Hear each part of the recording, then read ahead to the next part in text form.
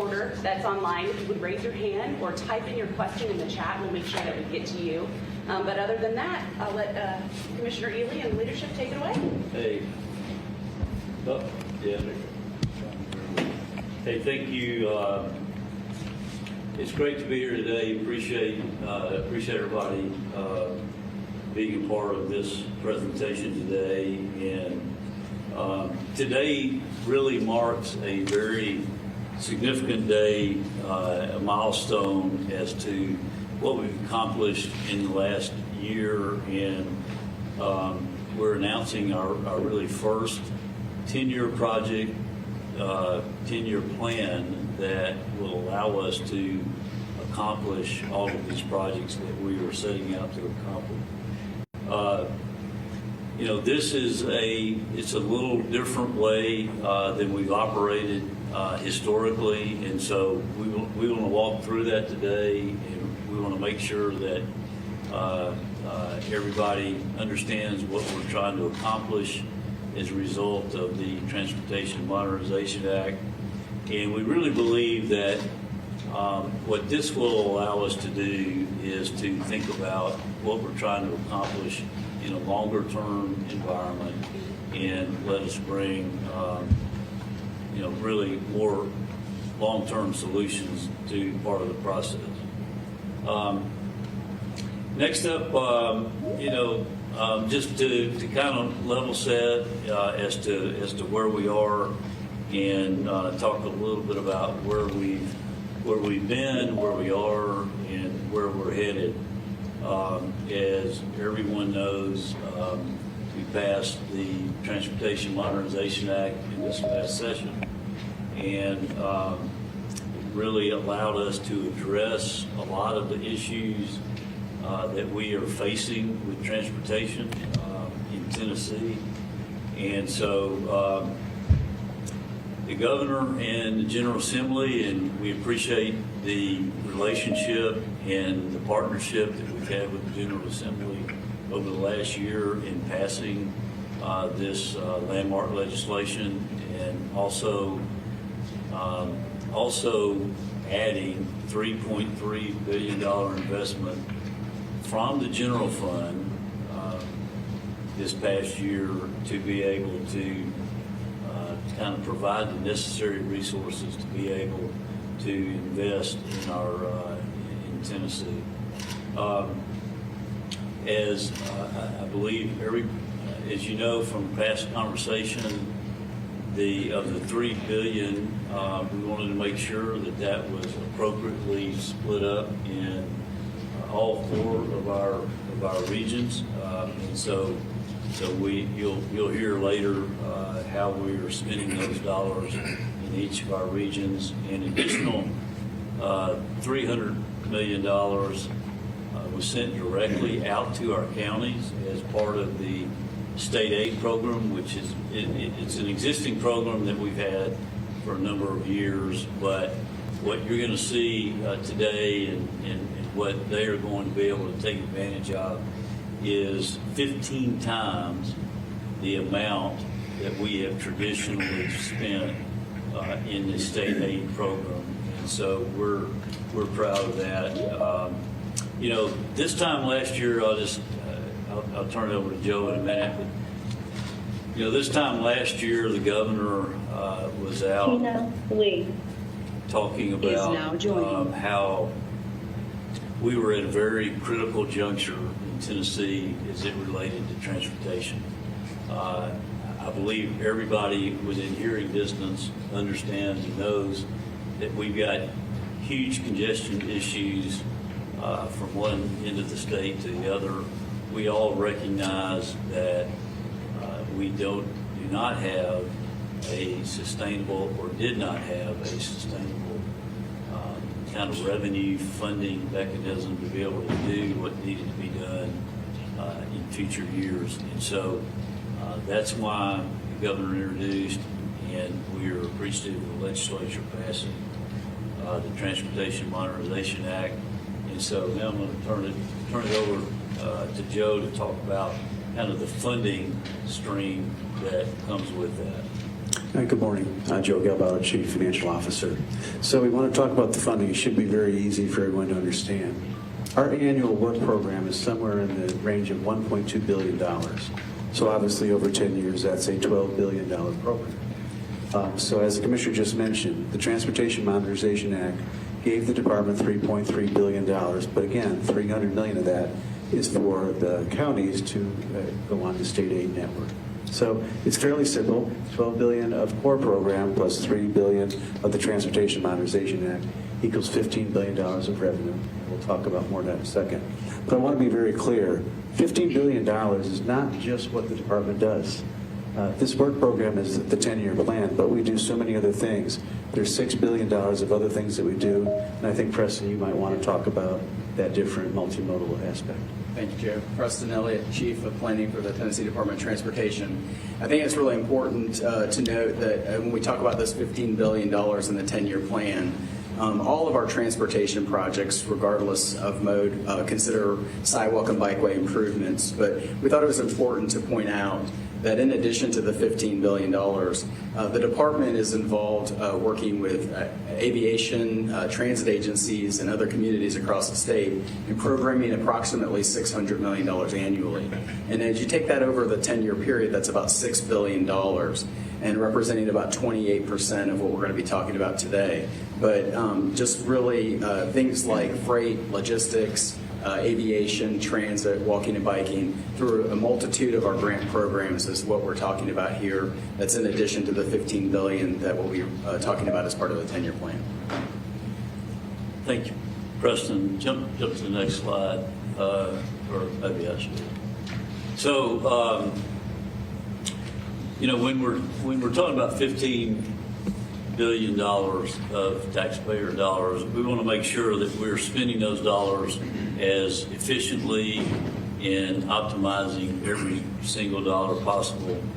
And also, we want to be able to deliver these projects that we'll be talking about here today faster. We've talked a lot about that over the last year, and I think you'll see as we lay this out, that's what we're trying to achieve. But as we did that, there were several guiding principles that we talked about at the beginning of this process that we followed all along the way. And we want you to see the guiding principles behind the plan. And we established this, and we followed these along the way. And number one, and we'll keep kind of harping on this over the next few years probably, and that is what gets started gets finished. And that's a departure from the way we have done business in the past, where there's a lot of needed and wanted projects, and we have begun one or more pieces of the process, but we did not have the funding to know that we were going to be able to get these projects actually finished. And so the main departure and difference that you will see from what we are presenting today here from the past is that what gets started gets finished. And so that's kind of our mantra and how we start this process. The second piece, the second guiding principle, is another thing that we've talked about throughout this process, and that is we've got to maintain what we have. We have a good reputation in Tennessee of having good roads and good bridges, and that's because we maintain what we have. And we've done that throughout our tradition and history of Tennessee, and we're going to continue to do that. And what that means is we're going to have to continue to invest more dollars just to maintain what we have now. And so that is representative of this, and we'll talk about that a little bit more. The other thing that has been very important to the governor as we got into this process is that we do not prioritize one part of the state or urban or rural over the other. And so what you will see as we continue to roll this out is that we have balance between rural and urban Tennessee. And so that's a very important guiding principle as part of this process. The other thing is that, you know, we had this historic investment of $3.3 billion out of the general fund from the state, but we are also trying to leverage those dollars to the maximum advantage for our taxpayers in Tennessee. And so what you will see with this plan is that we do that. We are looking to leverage all of our federal dollars to the maximum advantage. And we're also working with our Tennessee Partnership Program to where we can maximize our local participation in projects. And you will see that along the way as we move through this process. And then the last thing is putting the dollars to work as fast as possible. This kind of gets back to the point I made at the beginning about trying to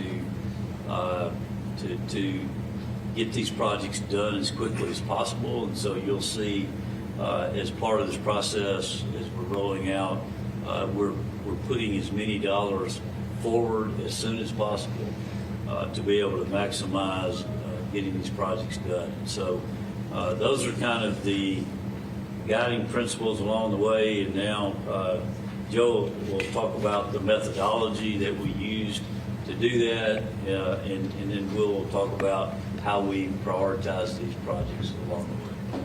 Right, thank you, Commissioner. So now that you have the Commissioner and the Governor's guiding principles, I want you to understand how the logic that we put forth in the financial model. So obviously we started with the $15 billion of revenue, obviously. And so in embracing what he said about finishing what we start, we looked at the 3-year plan projects that we have today. And there's a lot of them that have remaining phases. So what we've done is we've scheduled those remaining phases in the course of this plan. But we didn't just stop there. We actually have recosted all those projects to make sure that we have the proper quantities that we believe are true today, and we've added an inflation factor, which should help us in the future. The second thing we did was we looked at our statewide program. So statewide program, most of you know, resurfacing, bridge repair, intelligent transportation projects, rockfall mitigation, those things that span the entire state. We embrace another motto that we say we fix it first, as the Commissioner just said. So we put money in those programs, and Will's engineers have looked at what we think is the prudent costing for those projects, and then we've got those going forward. But two things have happened. So our new Chief Engineer, Will, has found out that we are deficient in what we've been doing in resurfacing. We're also deficient on what we've been doing on bridge replacement. So we've allocated funds for that specific purpose. Now, obviously, the Transportation Modernization Act was about the public-private partnerships. So we've also set aside funds for possible choice lanes in Nashville, Chattanooga, and Knoxville. But what we've done in Memphis, there is one bridge, the I-55 bridge over the Mississippi River, that's critical to replace. And so right now, that bridge cannot withstand a major earthquake, and it doesn't have a lot of throughput. So we will make it seismically retrofitted, and then we'll also expand it so we have more capacity. So after we do all those different things, we're still left with more money, and as the Commissioner mentioned, we needed to leverage that. So we took those funds, which were traditional state and federal funds, we took the remaining Transportation Modernization Act funds, and we put them in a pool and into a prioritization process, which I'll let Will expand on. Yeah, good morning, everybody. Will Reed, Deputy Commissioner, Chief Engineer. Commissioner Joe Preston all did a very good job of kind of setting the stage for what we wanted to accomplish with this plan and how we wanted to do that. So one of the first things we had to do after establishing the principles that we wanted to really stick to with this was to reprioritize all the projects that were in the mill, if you will. And there were somewhere around 1,000 projects that had been started and were in various phases.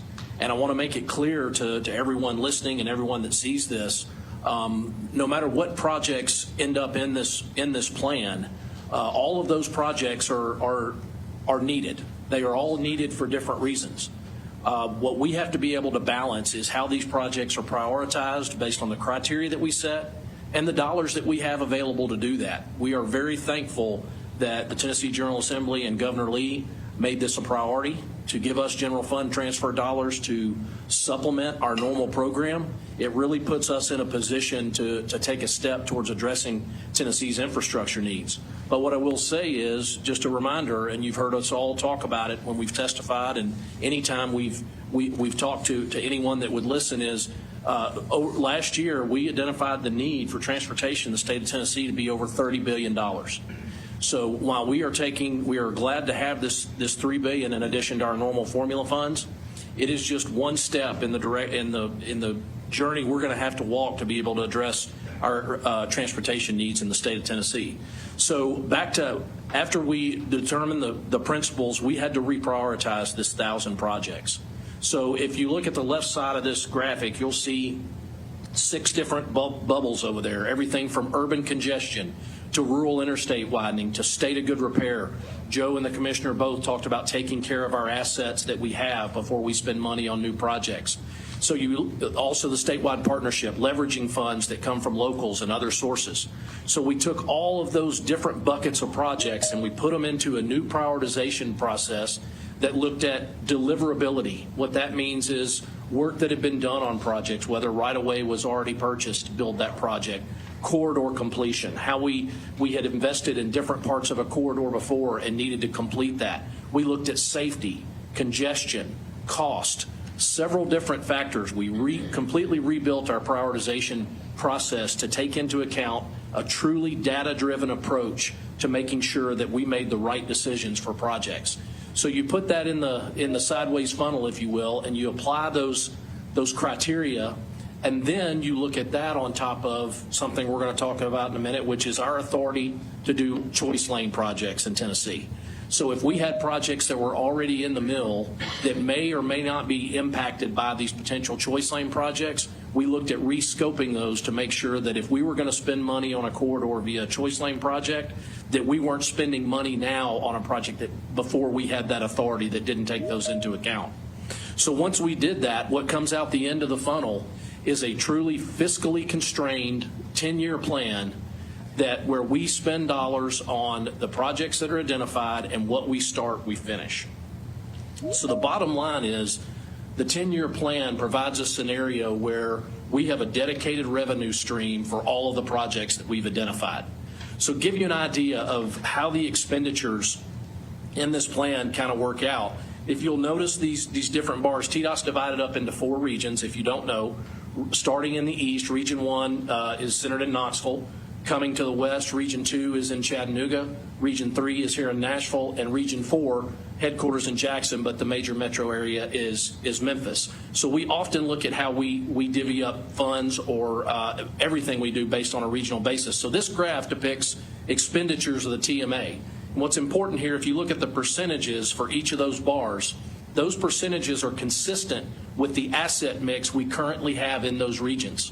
So by lane miles and population, the distribution of dollars of the TMA program is consistent with the asset mix that we have. We think that's important. If we go to the next slide, we had to balance that with the fact that the legislation required that we spend $750 million of TMA dollars per region. So while the overall program is balanced based on assets, we were able to achieve the $750 million per region of TMA funds. What's important there is for folks to understand is we took those TMA funds and we blended them with our traditional state and federal gas tax revenues to maximize the impact of the TMA funds across the state. Another key component, if we go to the next slide, we wanted to get these dollars on the street as quickly as we could. 85% of the TMA funds are programmed to be put on the street in this plan in the first 5 years. We wanted to make sure that we put these dollars out there and that we took advantage of the time value of money as quickly as we could. At this point, I'd like to ask the commissioner to talk about the projects in the plan. Yeah. All right. So here we are. This is kind of the slide that everybody is looking for, and you'll see here 93 projects identified at the project level, and as Will has already laid out, this is a 10-year financially constrained program. And what that means is that we have identified the funding through the TMA funding that we got from the legislature, as well as our 1.2 average over the years through our regular work program, to be able to not just get these projects started, but to also get these projects finished. And so that is what is different about this. We can say as we start this program that we will be able to build these projects. It's also important to note, as Will pointed out, is that not every project is on the list. We had, hundreds, thousand projects, and that doesn't mean that there are not good projects that we still need to do. We know that that is out there.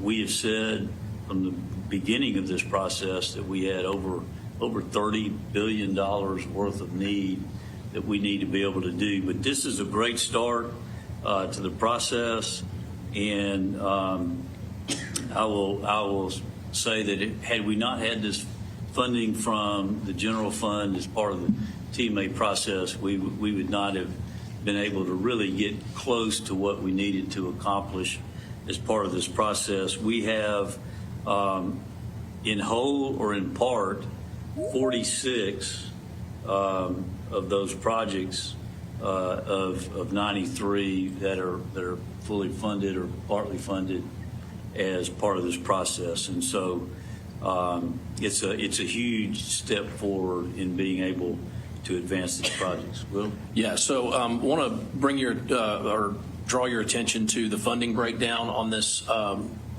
graphic here. You'll see the 55% on the left represents dollars of this over this 10-year period, a percentage of the $15 billion that go into projects. Those projects that are specifically denoted on this list.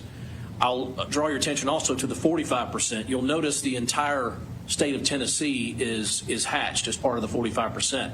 There will be projects there too. The reason we show it this way is that is what we keep coming back to as our state of good repair dollars. Those are resurfacing projects, bridge repair projects, ITS projects, all kinds of things that we do as part of our normal course of business. So it really sticks with our guiding principle of making sure that we take care of our assets that we have. You don't put in a swimming pool if your house needs painting. And we think that's a very critical thing that has served us well in Tennessee, so we're going to continue to do that. So we've put 45% of those dollars into our normal state programs, but then again 55% goes to projects. Some highlights of that, the Commissioner mentioned there are 46 projects in this plan that are funded wholly or in part by the TMA. The reason that's important is, take our bridge program, for instance. On any given year, we have $100 million roughly that we put into our bridge replacement program. Just for context, the I-65 bridge over the Cumberland River, which is part of this plan, is over a $250 million bridge replacement. We could not have done that job or put it in this plan without bankrupting our entire bridge program for a year. We are going to be able to fund that critical bridge out of this plan thanks to the TMA program. That's what having this influx of general fund transfer has allowed us to do, to be able to fund projects like that, but also to really be able to leverage the state and federal funds that we already get. Also, it's important to point out that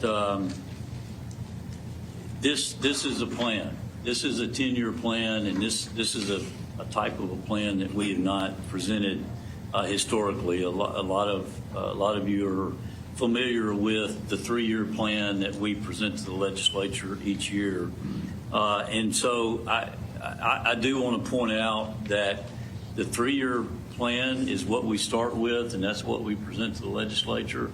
What we're trying to do here is expand that program to look longer term, to be able for our citizens, Tennesseans, and our industry to know here's the longer term plan that we're looking toward. But we will still go back to the legislature each year and present to them the 3-year plan and they will sign off on each of the funding mechanisms each year to be able to fund these projects that we're talking about. And so this is an ongoing process as part of a plan that we will continue to revisit on a continual basis. But we believe that having the ability to have a fiscally constrained plan to know that we can accomplish what we set out to do here is a very important goal as part of this process. But everybody also needs to understand that we will go through the process of the legislature signing off. This is not final until they do that on an annual basis, and that's an important part of this process.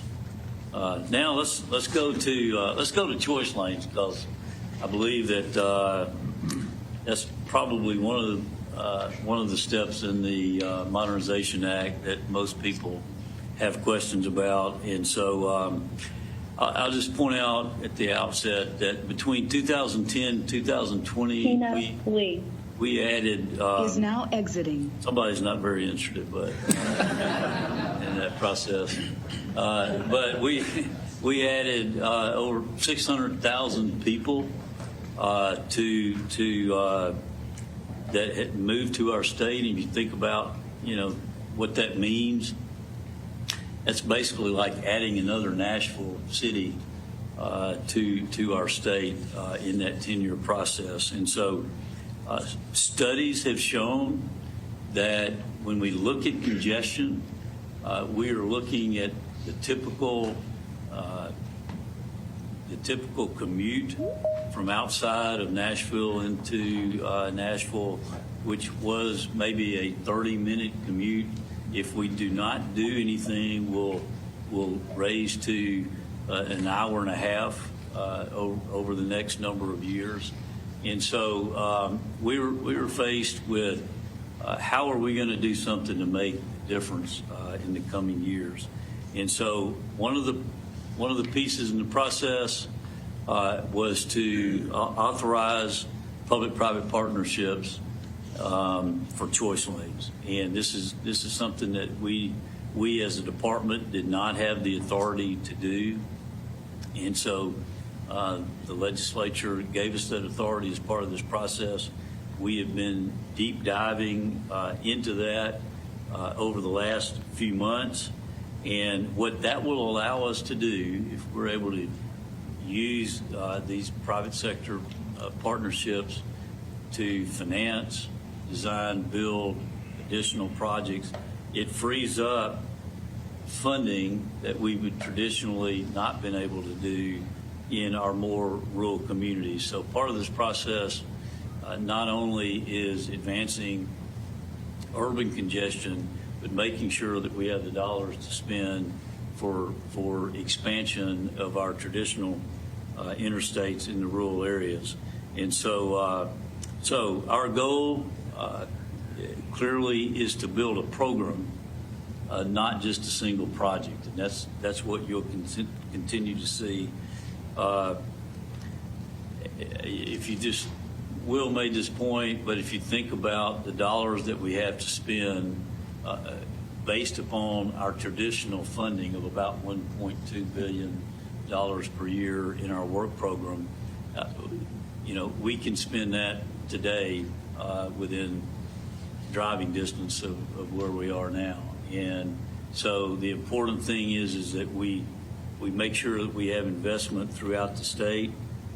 And so what you are seeing today with this presentation is that we're able to do this without raising gas taxes, without going into debt, without prioritizing rural over urban or urban over rural, and without taking away from maintaining what we have to make sure that we can continue that. And so if you haven't checked the website on Choice Lane, there's a lot of information there on the website. I would urge you to go to that can give you more information on this.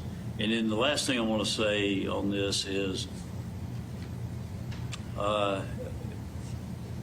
there's been questions raised about transit, and Preston pointed out the investment that we are making to intermodal transportation throughout Tennessee, across the state. But I want to continue to challenge anybody that says that this investment that we're making in choice lanes is not an investment in transit, because it is. What we have studied over the last year as we've gone through this process is that this is a very reliable and progressive way of helping mass transit in our process.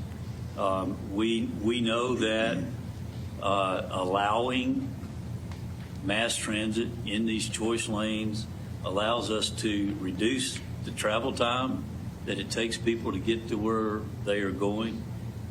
It allows us to improve the reliability of the process to where they can rely on knowing that they can get where they're going in the time frame that they need. And maybe most importantly for transit is that we know that this in practically or every other state that we know this is operated has allowed ridership to increase, which we know is an issue with transit, and we want to get ridership increased. And so this is a very productive way to allow our mass transit to enter into these choice lanes and be able to take advantage of what we're trying to accomplish for Tennessee. Will? Yeah, so let's look at our potential choice lane corridors. If you look at the graphic there, starting from left to right here in Middle Tennessee, the I-24 corridor between downtown Nashville and Murfreesboro, also the I-65 corridor between downtown and all the way down to Spring Hill, two corridors that have shown to have all of the characteristics that make for a good managed lane project or choice lane project. Going to the to my right on the slide here would be the I-24 corridor in Chattanooga, the section around Moccasin Bend before you get to downtown, and then last and certainly not least, the section of I-40 west of downtown Knoxville from the split of I-75 and I-40 to just west of downtown. No secret to anyone, these are all highly congested corridors that we all know well. If you travel in and through Tennessee, we think that potentially choice lane projects in all of these areas could potentially be able to offset the cost, as the commissioner mentioned, with the need to update or rebuild those corridors to address the congestion. The fact of the matter is, without this tool, we really would not be able to afford the kind of upgrades that these corridors need. I will say that the first choice lane, the most attractive candidate at this point, the one that we're advancing, is the I-24 section from downtown Nashville to Murfreesboro. We are also continuing to work on the others, but that is the most attractive candidate at this point that we are moving forward. You will see and hear about studies that are going on for all of these corridors currently. We are doing environmental work on each one of these corridors in anticipation of a choice lane project in the future. But again, I would say I-24 from downtown to Murfreesboro is going to be our first choice lane corridor. One thing I would like to point out is, in looking at, a noticeable omission from that was West Tennessee. In our early studies on choice lanes, there was not a corridor in or around Memphis that really met the criteria for a managed lane type solution. But we knew there were other areas that needed to be addressed to attack urban congestion, as well as, frankly, state of good repair. I'm excited to announce that the set aside for urban congestion that we're going to do for the West Tennessee area, we have two bridges down there, one of which was, many of you know of well, was in the news a few years ago with regard to a repair issue. It really highlighted the need to have a redundant corridor that we could depend on when it came to being able to move people and freight throughout the state of Tennessee and the southeast region. The bridge to the south of that we locals call the old bridge is the I-55 bridge. It is in serious need of repair. and it is also up for replacement. It's over 75 years old. We talk about leveraging a lot. You've heard it today. One of the things that's in the current highway legislation are a lot of discretionary grant programs. One of the programs that's there is a bridge replacement program. It has a very expedited schedule on it, and it pays, if we are lucky enough to be selected, it would pay for 50% of a bridge. And the reason that's important is we're talking about $1 billion bridge, $1 billion to replace the I-55 over the Mississippi River Bridge. So if you do the math and the grant takes half of that, that's $500 million. We have been in discussions with and have submitted as a partner on a grant with the state of Arkansas to pursue that grant, but then also that they would pay for half of the remaining dollars, and we are going to pay for half the remaining dollars with TMA funds. So we are really practicing what we preach when it comes to leveraging dollars for federal grants, other states, statewide partners here, to be able to replace that critical piece of infrastructure in the city of Memphis. It's not only important to Memphis, but it's important to the region as a whole.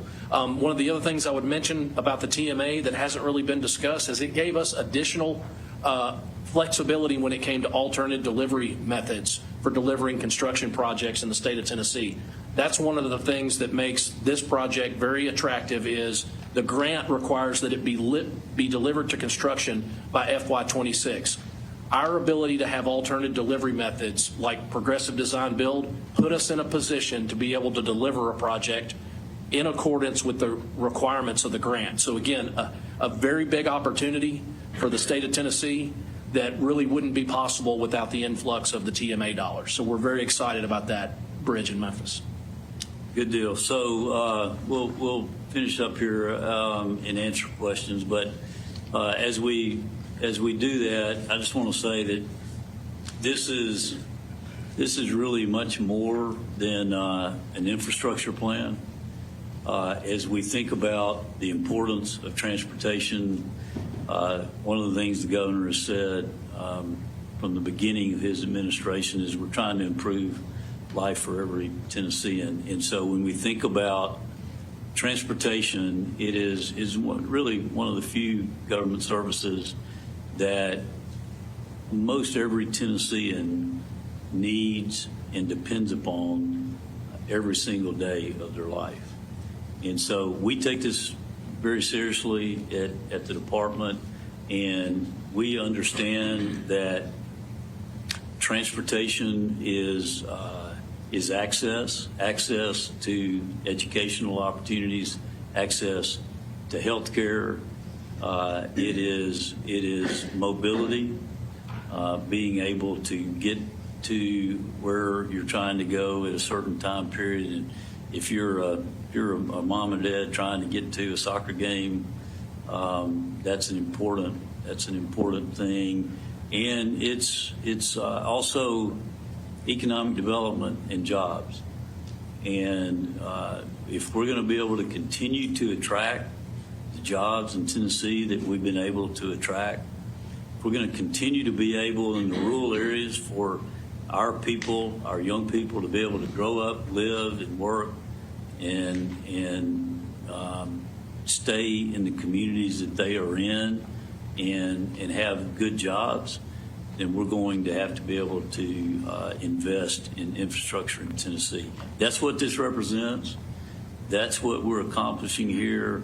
We're excited about being able to roll this out today, and look forward to continuing to answer all your questions. So with that, we'll open it up to the group, Alex, and answer any questions you have.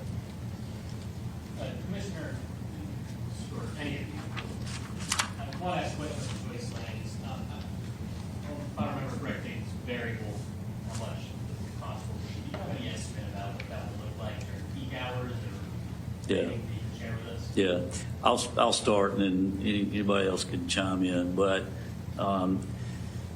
we're still very early in the process, and so there's no estimate, or there's no number as to what that can be. I will tell you that where this has been done, and the governor asked us to say, you go where other states and cities have been that are already experiencing where we're headed, and what are they doing to try to make things better. And this in every state, from Texas to Florida to Virginia and Georgia and others, this was a tool in the toolbox to be able to accomplish that. And so we're that's the process that we'll describe that we are going through now. We've done enough to know that the ones that we laid out here are potential projects, and we're heavy. We're going to continue to be heavily working through that process. I will say that part of the Modernization Act established the Modernization Board, which has appointees from the governor and both of our speakers, and they will help with oversight through this process and help to establish a pricing methodology to ensure that our citizens in Tennessee and the traveling public through these roads are protected in that process. And if you think about it, for this to work, people have to ride on these choice lanes, and that's what pays for them. And so everybody is on the same page and incentivized to price these in a way that produces the maximum dollars. And the way that we have envisioned this, and we described this back during the budget and legislative process, is in typical arrangements, there is a threshold in which we are able, as a state, to also participate in any overage at a certain point. And so there will be safeguards to ensure that whoever is operating these roads will not be able just to charge wherever they want to. There's going to be oversight in that process. Anybody want to add to that? Well, all I would say is that it's all about maximization of revenue, correct? So if we had a vendor who wanted to charge outlandish fees, no one would jump in lanes. And so the whole idea is that we want to minimize the state's subsidy to this project, and for the private person to make sure that they maximize their revenue throughput. So the idea is to get as many people out of the lanes as possible so that they maximize their revenue and, again, minimize the impact to the state on our subsidy. I would just add one more key point is not only is it doesn't make sense for the prices to be such that folks wouldn't use the choice lane, and that's the whole purpose, right? But I think one of the things that doesn't get talked about enough is when you take vehicles out of the general purpose lanes, and we've seen this in other states that have implemented these, you improve the throughput of the general purpose lanes. So finding that balance between making, the managed lanes getting used and the general purpose, you get a benefit from that as well. So we want to be able to find the sweet spot there. Good point. Good question. Senator Nicely has raised a lot of cane about this, the toll lanes, choice lanes, saying that more than likely you're going to have foreign companies coming in and winning the bids and winding up operating the roads for 50 years and then continuing to charge people even after that. Do you have any concerns about foreign companies coming in, dominating the market on this? Yeah. So absolutely not. The Tennesseans will be protected at every step in the process. We have an open system, a competitive system now for people who want to compete in the process for building our roads. And I think it's important to point out that we are not selling anything. Tennesseans on every road we have, and they always will. And this is a lease process similar to what we do in leasing other property. And so we're not turning over anything without the proper controls, and we will always be protecting. And so I'm gonna pick Senator Nicely up from his farm and drive him on the toll road, and he's gonna like it, I think. But seriously, I think that we are very well protected in the process, and so we're excited about what we think we can do to help Tennesseans in that process. You mentioned that the I-24 to Murfreesboro is going to be probably the first project, but in the auditors, the comptroller's audit of TDOT, in there it said that management said that Yeah. project would have to be broken up.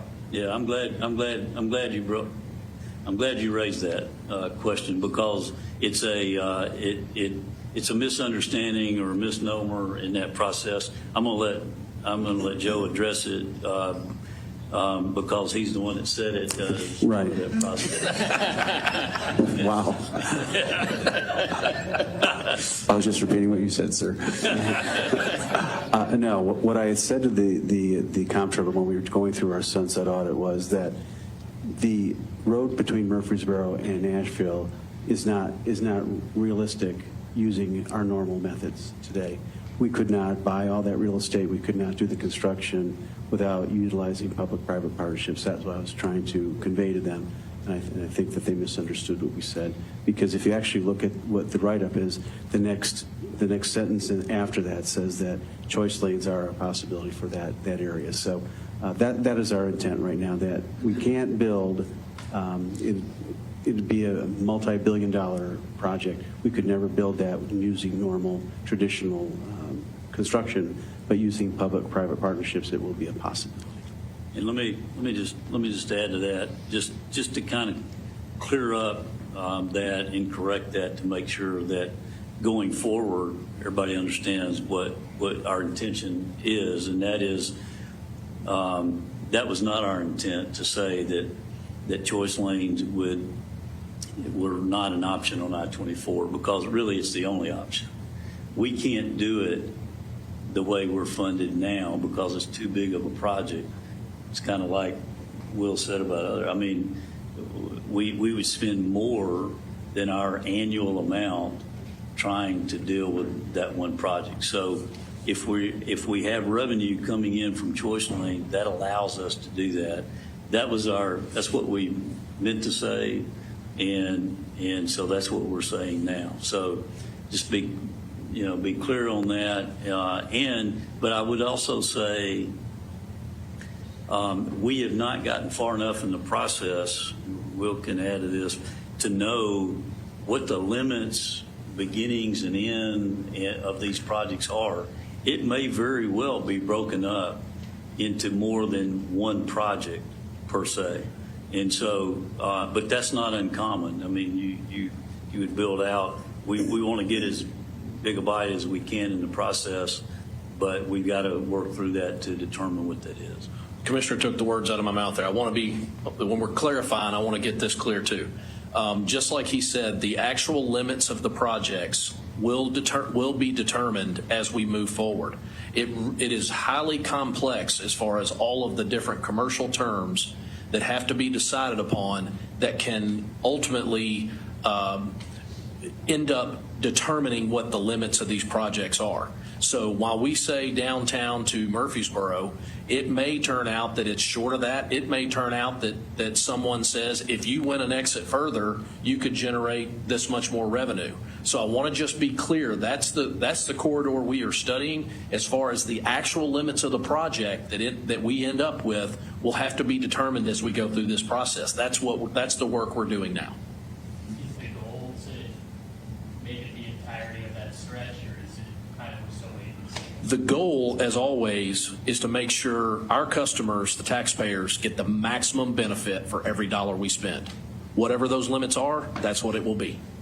I wanted to ask kind of what next steps are with this. You presented the options, but is that final approval given to the modernization board? Does that have to go back before the General Assembly? Kind of what are the next steps? Yeah. Let me start, and these guys can add. But so next steps we're already involved in, and that is, we know that these corridors that we're dealing with here that are potential choice lanes, whether they're choice lanes or whether they are traditional projects, are very bottlenecks and squeeze points that we need to solve for Tennesseans. And so we're working on those diligently, and as part of that process, when we touch those interstates, we have to go through an environmental process with the federal government to be able to do anything on those roadways. And so we're already doing that. We're already beginning to engage in that process. So people are going to, Will pointed out, people are going to start seeing and hearing more about that. And so as we do more research, that will determine the extent of the choice lanes that work out in those areas. And so we're moving down that pathway now and doing that homework to be able to present back what our options are. As Will pointed out, the one that is most obvious at this point that will be the best investment for the state is the I-24 corridor outside of Nashville from Murfreesboro into downtown. So we will begin simultaneously working on a request for proposal or engagement with the private sector. All of these, it's also important, getting back to the previous question, it's very important to recognize that all of these will go through a competitive process. We will end up a year or so from now with a request for proposal that goes out to the industry to say, we welcome your proposal. And those proposals will be anybody that is financially able to do that and it ensures that we have the safeguards to protect the state in that process. And so that's what will happen next. So we're proceeding already with the environmental process of this to specifically answer your question. At the same time, we're going to start working on the commercial attributes, commercial pieces of this project to where when we go out to the private sector, we'll be able to get good participation, good competition to ensure taxpayers in Tennessee we get the best bang for the buck. Hey, Bush, if I can ask you a question. So, where does Chattanooga fall at this point? Is it all the focus entirely on getting it done in Nashville? No, that's kind of what we're saying. I mean, we're continuing to do homework in all four of these corridors that Will mentioned. What we're saying is that the homework we've done has demonstrated that that's the initial project which comes closest to paying for itself. We likely will need to make an investment in one or all of these to make it work in the end. But let me make sure that we explain, everybody understands how that works. These are huge projects that we would not be able to afford to do in and of themselves on our own. And so by being able to utilize the choice lanes and have those choice lanes pay for the ongoing portion of the build and maintenance of those assets, then that's the way we're able to afford those. And so whether it's Moccasin Bend in Chattanooga or I-24 in Nashville, we're looking at building, for lack of a better, we're building $1 billion asset that even if the state uses a portion of the Modernization Act funds to pay for that, we're able to get a much greater asset in Tennessee, and we're able to then not have to spend all of our Tennessee taxpayer dollars to build that. We can use those dollars on expanding other roadways. And we all know, we hadn't spent much time on it today, but you'll see as you go out there and look, we have the most major advancement and expansion of interstates in Tennessee than we've done in probably since the interstate system was built. And so in every part of the state, and we said this during the Modernization Act, that we would do a major urban congestion project in each state, in each region. We got 4 regions in TDOT, and it ranges from Upper East to Knoxville, Chattanooga, Middle Tennessee, and then West Tennessee.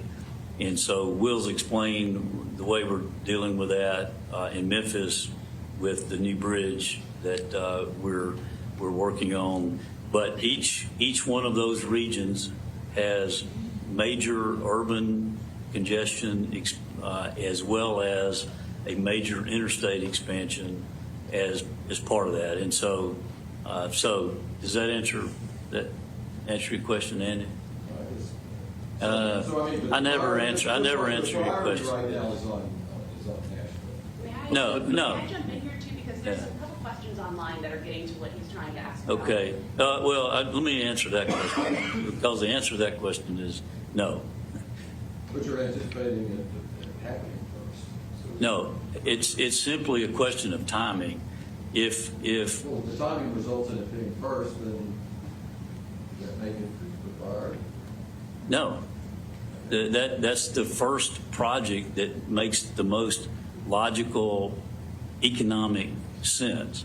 That doesn't mean that we're prioritizing Nashville over the rest of the state. So I think that should be clear. We're trying to maximize and optimize every dollar that's spent. And so we've made a point out of making sure that every part of the state is included in this process. And so that's what we're going to do. No, So, I get that. Yeah. I mean, from the way you're talking, everything you said, Nashville will be, I mean, the National Murfreesboro. maybe it's just the semantics over what your definition of priority is, but I'm prioritizing the whole state. Okay, so there was no prioritization, but Nashville comes out first. No, the prioritization is partially dependent upon the economic analysis, and so if it would be ridiculous or not prudent for us to spend more dollars in an area that would not pay as much for itself. And so we're gonna start with what has the maximum advantage for taxpayers in Tennessee. Yeah, as an addendum to that question, you're trying to understand online the congestion studies that informed the decision to prioritize certain sections first.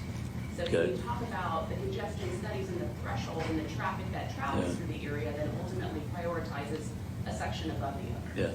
Well, I'm gonna go back to Preston first and let Preston, because I think it's important for Tennesseans to know that this is not something that just got pulled out of the air. This is something that has been worked on Absolutely. for a number of years, and we've done congestion studies in each of our 4 major urban areas, and so we've got really good data that indicate where we need to be starting and spending time. And so, Preston, Sure. you want to? Yeah, so starting back in 2019, the department undertook the first urban congestion study for the Middle Tennessee region. And then in 2021, we undertook studies in Knoxville, Chattanooga, and Memphis. And through those processes, we utilized a variety of data sets, including existing traffic counts and as well as what's GPS data to help us identify where bottlenecks and reoccurring congestion. So through those processes, we identified looking at the regional transportation plans in each of those urban areas, as well as our data sets to best understand where were we seeing the most amount of congestion and growth relative to congestion. And that was kind of our first indicator of understanding congestion and the opportunities for various transportation alternatives, including choice lanes. And so that kind of set the stage as it related to best understanding congestion and so forth.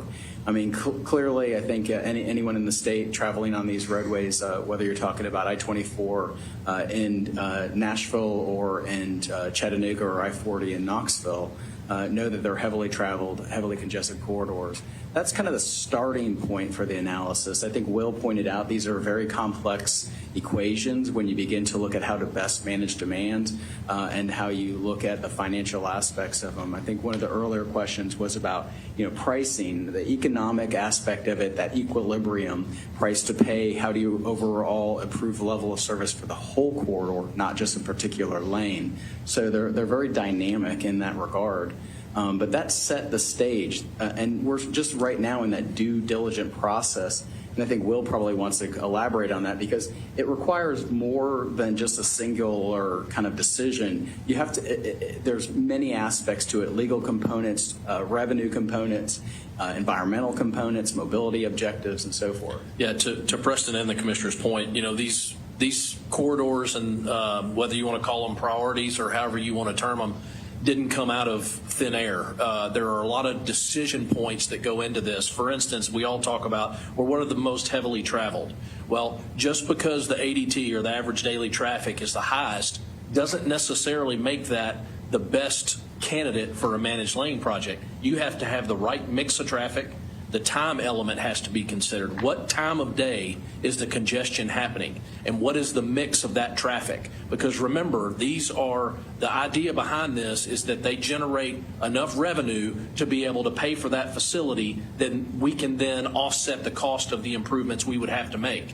So if we take, for instance, I-24 right now, if we are lucky enough to have a deal where the government subsidy or the state subsidy is very low, let's just pick out a number for $100 million. If we did that one first, if another company looked at Chattanooga and said, well, the government subsidy is $500 million for that, would that be the best decision to make for all Tennessee taxpayers? Absolutely not. We are looking to make the decision based on what is the best value for the projects, and the timing of that is important. So I also want to point out that the state of Tennessee has gone to great lengths of looking at hiring experts from around the country and in some cases around the world to help us through this decision-making process, as this is new for us. We've hired technical advisors with experience in managed lanes. We've also hired legal advisors as well as financial advisors who have put together these very complex deals, not only just in the country but across the world. So we feel like we have the global experts along with the folks that we have. We are very blessed to have a very good consulting community here in the state of Tennessee, as well as a road building industry that is supporting what we're doing. We are getting all the information that we can and input from all of those to make the very best decision we can. One more question, or I what do think you we're got? good online because a lot of the questions they're asking online can be found on the Build Business website. Sam, Well, yeah. you said the state's gonna put money toward these choice or toll lanes.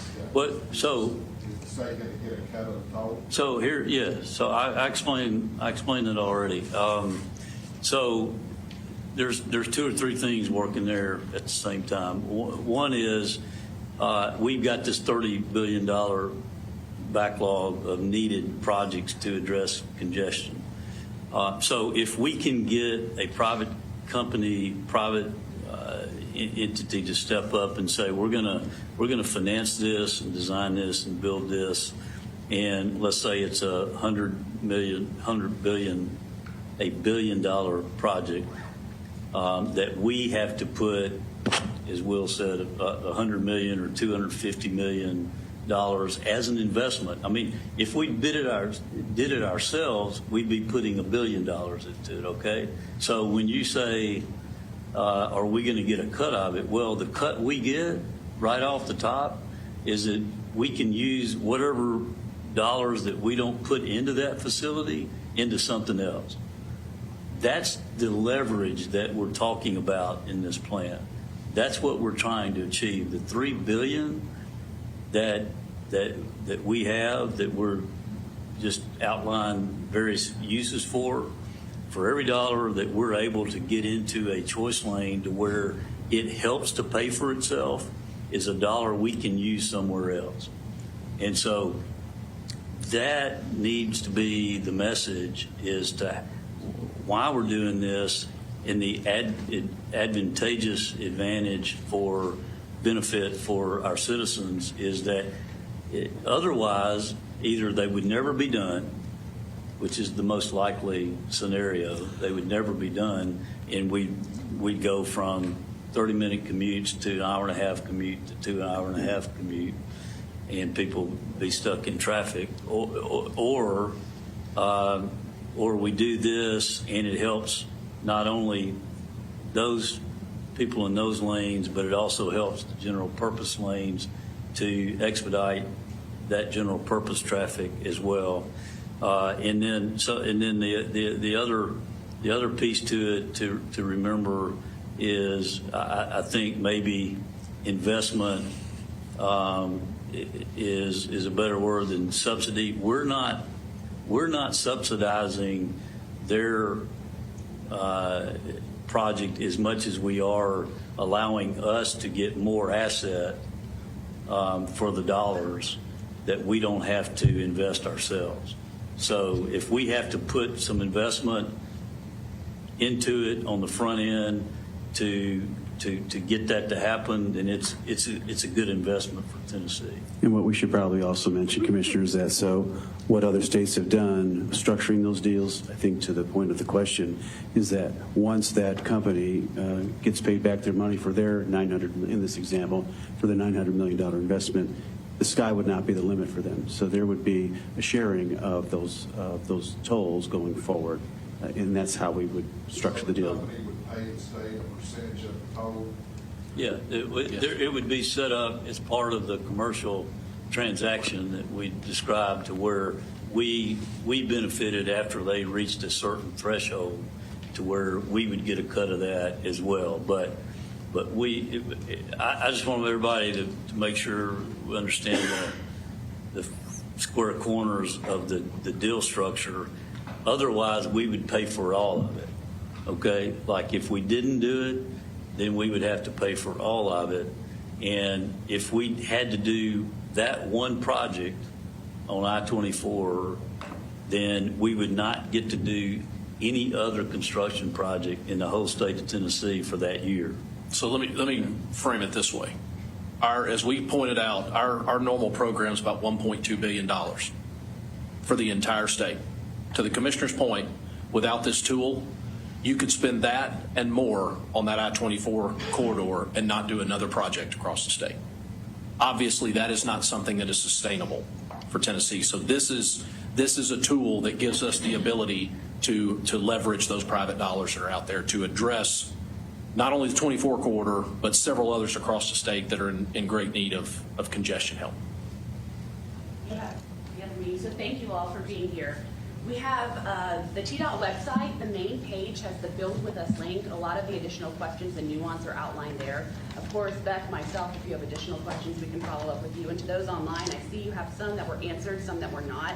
I'm going to go through and respond to all of your points so that you have what you need as well. Looking up to the sky, to the cameras in the sky. Thank you. Hey, thank everybody for being here. I appreciate y'all coming out today. We'll keep running through this and making sure you get all your questions answered.